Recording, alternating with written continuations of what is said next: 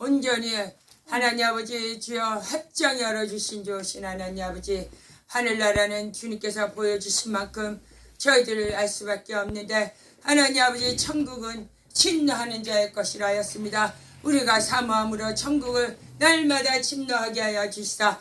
아버지 주여 하나님께서 보여주실 만큼 우리가 깨달은 만큼 천국을 소유하게 하여 주시고 우리 심령 속에 천국이 흘러넘치는 우리 하나님 아버지 각자가 되고 우리 교회가 될 수 있도록 주여 적사하여 주옵소서. 예수 그리스도 이름 받들어 감사하며 기도드립니다. 아멘. 오늘은 50가고요. 교회의 역사에 대해서 오늘은 공부를 합니다. 교회의 역사는 구약을 시작으로 해서 창세기 때부터 구약을 또한 신약을 캐톨릭을 통하여서 개신교까지 이것이 인간의 역사이며 또한 하나님이 인간을 통해서 하나님의 그 살아계심을 이 교회를 통해서 하나님이 역사하시는데 인간의 역사는 하나님의 역사입니다. 하나님이 주관자이시며 인간을 창조하셨고 이 인간을 통해서 교회를 통해서 하나님의 뜻을 이렇게 보여주시는 것입니다. 히브리의 1장에서는 이 모든 날 마지막에는 아들을 통하여 우리에게 말씀하셨다고 아들을 예수 그리스도를 통하여 우리를 말씀하셨습니다. 이 아들은 만유의 상속자이시오 또한 그로 말미암아 모든 세계를 지으셨다 그랬어요. 그 아들을 통하여서 예수님께서 이렇게 교회가 시작되었습니다. 히브리 2장에서도 5장에서도 광야 예배에 대해서 말씀하시는데요. 그들이 섬기는 것은 하늘에 있는 모형과 그림자라고 성막이 광야에 이제 교회가 구약의 광야에서 교회가 이렇게 눈에 보이는 하늘의 것이 눈에 보이는 이 땅의 것으로 보여진 것이 광야 교회의 성막입니다. 빌립보서 2장에서는 그는 근본 하나님의 본체 예수님은 하늘이시고 하나님의 본체이십니다. 그러나 하나님과 동등됨을 취하지 아니하시고 오히려 자기를 낮춰 종의 형체를 가지사 하나님 사람의 모양으로 이렇게 오셨습니다. 이것이 예수님께서 이제 때가 참에 이 땅에 오신 예수님이 교회의 시작이십니다. 구약에서는 창세기에서 에덴 동산을 통해서 하나님의 교회가 시작되었는데요. 에덴 동산에서 하나님께서 아담에게 말씀하시기를 선악을 알게 하는 나무를 먹지 말라고 하셨어요. 이것은 하나님과 아담의 첫 계약입니다. 이것은 하나님과 사람과의 이렇게 교회가 시작되는 첫 시작입니다. 계명을 주심으로 하나님께서 아담을 통하여 인간을 통하여 죄가 드러나게 하셨고요. 그리고 예수님의 오신 목적인 마귀를 멸하시는 그 예수님의 그 길을 아담이 범죄함으로 길을 열었습니다. 아멘. 아담은 육체를 입고 왔기 때문에 연약하여 범죄할 수밖에 없는 존재입니다. 그래서 아담은 오실자의 모형입니다. 이 연약한 아담을 통해서 예수님께서 하늘의 뜻을 마귀를 멸하시는 하나님의 뜻을 이루셨습니다. 창세기 5장에서는 에녹이 하나님과 동행하였는데요. 하나님과 어떻게 동행하였습니까? 에녹에게 하나님이 약속을 계명을 주셨어요. 너희 아들 무두셀라가 죽을 때 이 땅이 심판하리라. 근데 에녹이 65살 때 무두셀라를 낳았고 에녹 무두셀라를 낳을 때까지는 65까지는 동행하지를 않았어요. 그냥 자기 생각대로 살았으나 그 무두셀라를 낳고 나서 300년간 에녹이 하나님과 동행하였다고 말씀하시며 무두셀라가 죽을 때에 이 땅이 물심판을 받는다고 이렇게 약속을 하셨어요. 그 다음에 에녹이 하나님과 동행하였습니다. 그러므로 하나님께서 오래 참으심으로 무드셀라가 999살까지 오랫동안 하나님께서 이 세상을 오래 참으심으로 900 거의 1000살을 사는 사람이 무드셀라입니다. 그리고 창세기 9장에는 이제 노아의 방주를 통해서 구체적인 하나님 교회의 시작을 이렇게 모형을 이렇게 구체적으로 보여주시는데, 방주에 들어가는 자마다 구원을 얻는다. 이것이 노아에게 하신 약속입니다. 예수 안에 들어가는 자마다 구원을 얻는다는 이것이 예표입니다. 레위기 16장에서는 성막과 지성소와 속죄와 영원히 지킬 규례라. 이것은 동물의 피로 말미암아 이것은 날마다 해마다 죄를 지을 때마다 영원하지 않으며, 또한 이것은 해마다 한 번으로 끝나는 것이 아니고 매번 해야 되는 것입니다. 이것은 예수님의 피를 보여주시는 것입니다. 예수님께서는 예수님의 피로 말미암아 온전한 보혈의 구속을 보여주셨고, 온전한 또한 단번에 영원한 예수님의 보혈의 구속을 보여주셨습니다. 이제 신약에 와서 마가복음 1장에 요한이 잡힌 후부터 예수님께서 사역을 시작하셨어요. 요한은 구약의 마지막 주자이므로 요한은 이제 사역이 끝났어요. 잡히시고 목이 잘리는 것이 사역이 끝입니다. 이 요한의 사역이 끝난 후에 예수님께서 때가 찼고 예수님께서 사역을 시작하시는데, 회개하고 복음을 믿어라 하셨어요. 이 복음은 보혈의 능력입니다. 복음은 예수님의 보혈의 능력이 곧 복음입니다. 복음은 예수님의 보혈의 능력을 빼고 다른 것이 없습니다. 요한복음 또한 마태복음 16장에서는 이제 베드로에게 말씀하시기에 이 반석 위에 내 계율을 세우리라. 음부의 검새가 이기지 못하리라 하였는데, 주는 그리스도시요 살아계신 하나님의 아들이십니다 고백하였는데, 이것은 베드로가 예수님이 하나님이심을 고백하는 그 고백 위에 교회가 반석 위에, 반석은 곧 예수 그리스도, 예수님이 교회의 기초이시며 교회가 시작되었습니다. 요한복음 16장에서는 진리의 성령이 오시면 진리가 우리를 진리가 인도하시며, 이제 성령님께서 진리로 우리를 인도하시는데요. 이것이 마가의 다락방, 예수님께서 죽으시고 이제 성령으로 말미암아 오순절 이후에 마가의 다락방에서 이제 신약에 구체적으로 눈에 보이는 교회가 이제 시작되셨습니다. 예수님께서 죽으시고 그 다음에 성령을 보내신 후에 제일 처음에 역사하심이 이제 교회의 시작입니다. 사도행전 20장에서는 여러분은 자기를 위하여 상가하라, 또는 온 양떼를 위하여 상가하라. 성령이 여러분을 감독자로 삼으셨고, 하나님의 자기의 피로 교회를 사셨다고 또한 말씀하셨고, 교회를 보살핀다고 말씀하셨습니다. 하나님의 피가 곧 예수 그리스도 피로 사신 교회라고 말씀하셨습니다. 예수님의 피로 우리를 사셨고, 예수님의 피로 교회를 사셨습니다. 성령님께서 이것을 이제 보살핀다고 말씀을 하고 계십니다. 우리의 값어치는 예수님의 피의 값어치입니다. 이 교회의 값어치는 예수님의 피의 값어치입니다. 우리는 예수님께서 피로 사신 우리 각 교회입니다. 이제 가톨릭이 시작하는데요. 가톨릭은요, 예수님께서 죽으시고 이제 12사도가 사역을 하고, 그 다음에 그 12사도가 복음을 선포할 때 많은 예루살렘부터 핍박이 있었어요. 그래서 예루살렘 유대인의 핍박을 피해서 유럽으로 각각 흩어졌으나, 그때부터 로마가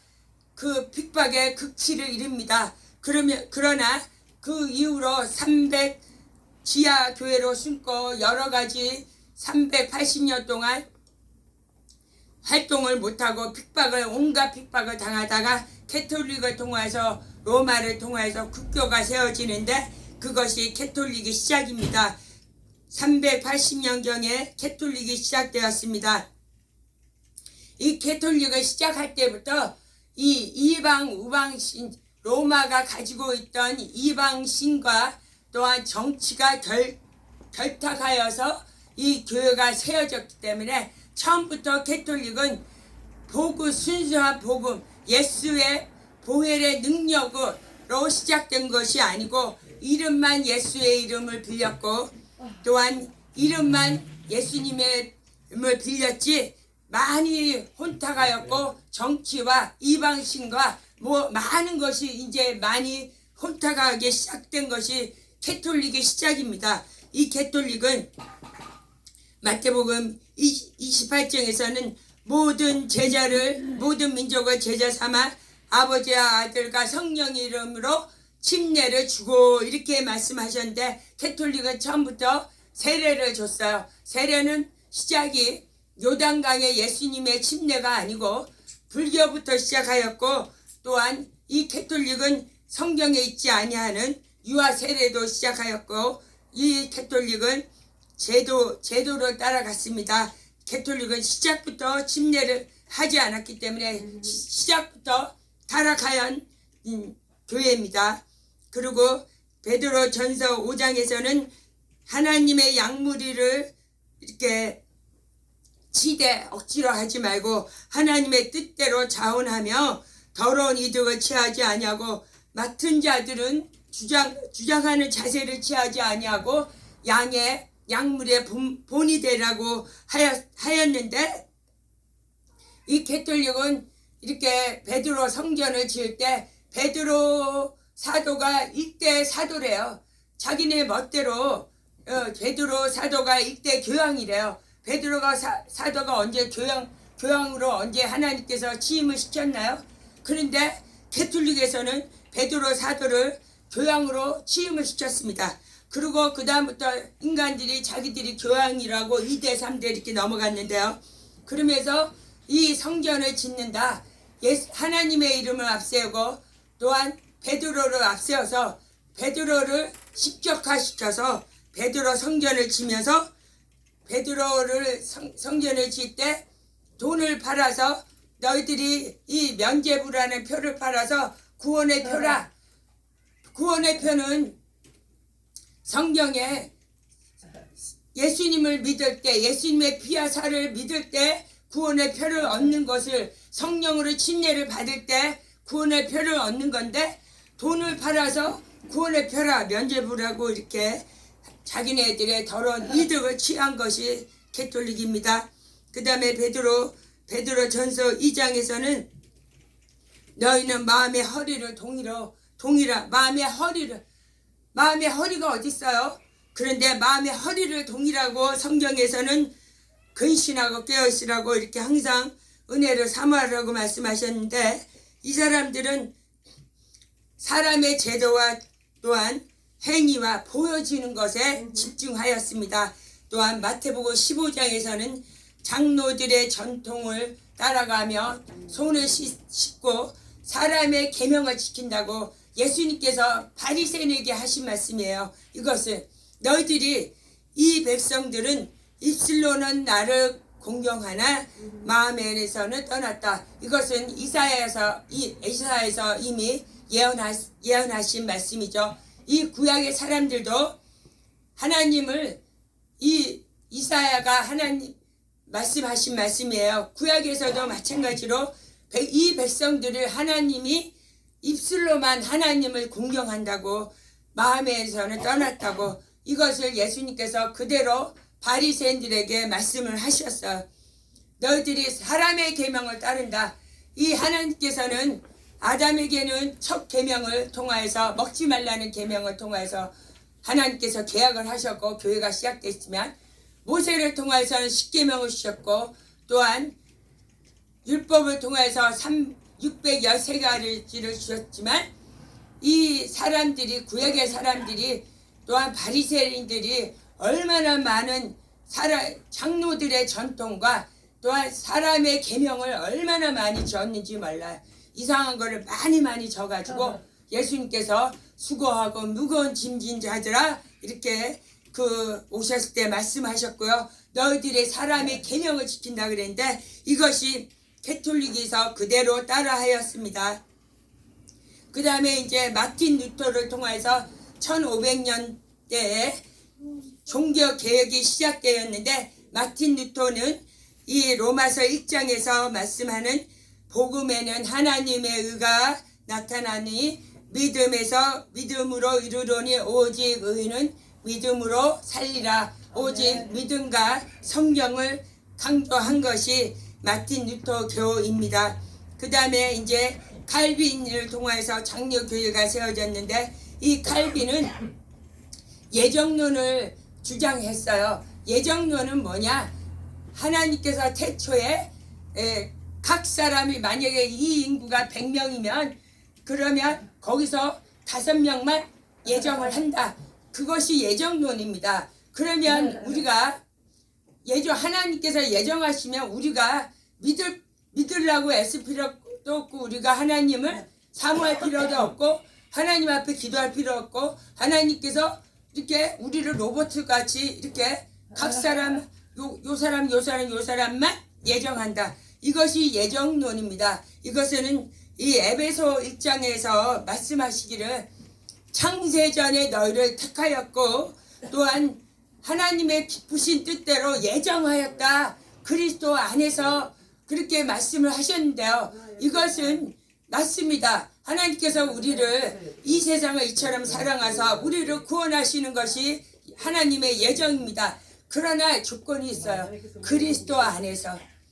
그리스도 안에 들어가는 자가 온 인류를 구원하시는 것이 하나님의 예정이나 그리스도 안에 들어가야 됩니다. 이것이 에베소 1장 4절에서 말씀하신 그리스도 안에 들어가야 되는데 이 장로교에는 그거 허점이 있는 것 같아요. 저는 잘 모릅니다. 제 생각입니다.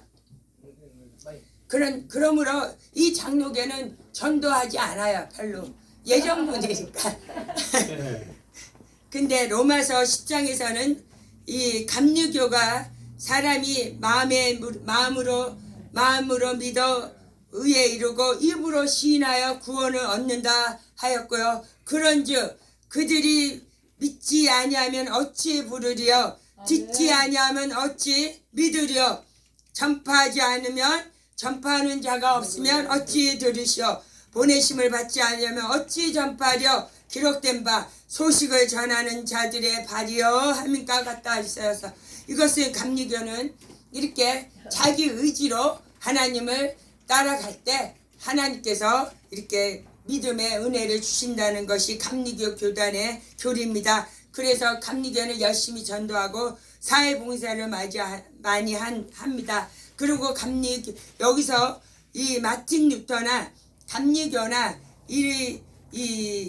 또 장로교나 이 종교교육을 시작하여서 종교교육 때 이 캐톨릭에서 이 타락한 것을 보고 하나님의 이름을 앞세우고 자기네 사역을 따라서 하는 것을 보고 종교교육을 할 때 이 마틴 루터나 장로교나 감리교는 캐톨릭에서 배우지 않아 가지고 나오지 않아야 할 것을 가지고 나왔는데 그것은 침례가 아니고 세례입니다.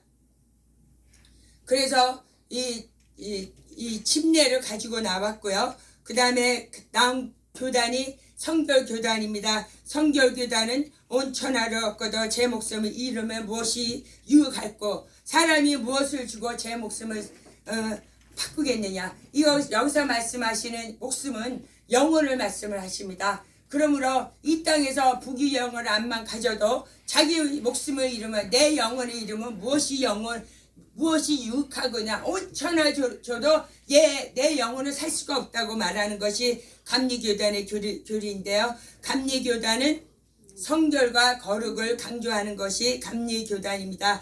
그 다음에 나온 것이 오순절인데요. 오순절은 한 1900년도에 이 미국의 그 아주사 거리에서 시작되었다고 합니다. 이 오순절은 성령의 역사를 믿고 금식하며 기도하며 영적 전쟁을 하며 또 성령의 은사를 믿는 것이 이것이 이 오순절입니다. 오순절은 이 사도행전 2장 1절에 나오는 오순절의 역사를 믿는 것이 오순절입니다. 그 다음에 침례교단인데요. 침례교단은 이 1500년도에 개신교 캐톨릭이 침례를 시작한 것을 보고 그때부터 숨은 것이 이것이 침례교단이라고 합니다. 침례교단은 예수님의 그 요단강에서 침례를 한 것을 그대로 따라온 것이고 이것이 이 캐톨릭이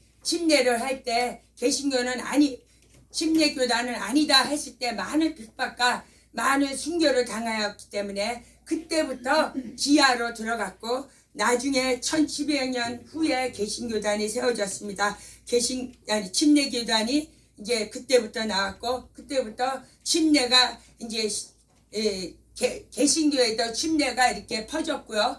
그래서 지금은 장로교회나 감리교회도 이제 침례를 하며 모든 교단이 침례교단을 따라서 침례를 합니다. 이 모든 교단의 공통점이 있는데요. 공통점은 예수님의 제사함을 믿고요. 예수님의 피와 살을 믿고 말씀을 믿으며 예수님의 성화와 모든 것을 믿는 것이 이것이 공통점입니다. 그리고 이 개신교의 마지막 남은 기념이 있는데 그것이 성찬식과 침례입니다. 이것이 예수님께서 우리에게 하신 기념하라 하신 성찬식이고 또한 예수님께서 본을 보여주신 이것이 침례고 이 교단에서 마지막으로 두 것을 이제 하고 있습니다. 그러나 또 이렇게 이 캐톨릭에서는 세족식도 하고 또 여러 가지 하는데요. 세족식은 우리가 영적으로 죄를 지은 것을 회개하라는 것이고 또한 육체적으로는 팔을 씻지 못하는 어려운 형제를 실질적으로 씻어주는 것이 세족식이라 합니다. 그러나 많이 깨끗한 사람을 씻어주는 것은 이것은 형식이고 장로들의 전통이고 사람들의 교훈이라고 말씀하십니다. 우리 교회는 마지막 때에 성령의 늦은 비로 말미암아 하나님께서 부어주시는 그 성령의 마지막에 성령의 늦은 비로 성령의 은사를 사모하는 또한 침례를 또한 우리는 기념하며 성찬식을 우리는 날마다 이렇게 행위로는 하지 않지만 날마다 예수님의 피와 살을 먹음으로 말미암아 심령으로 성찬식을 날마다 하는 하나님의 기념하려 하신 그 성찬식과 침례를 하며 또한 오순절에 교회가 시작한 예수님께서 죽으신 후에 부활하신 후에 너희는 이 예루살렘을 떠나지 말고 기다리라고 하는 그 성령을 기다리는 늦은 비의 성령을 기다리는 교회가 우리 밥상교회인 줄 믿습니다. 밥상교회는 예수님께서 부탁하신 침례를 주며 제자를 삼으며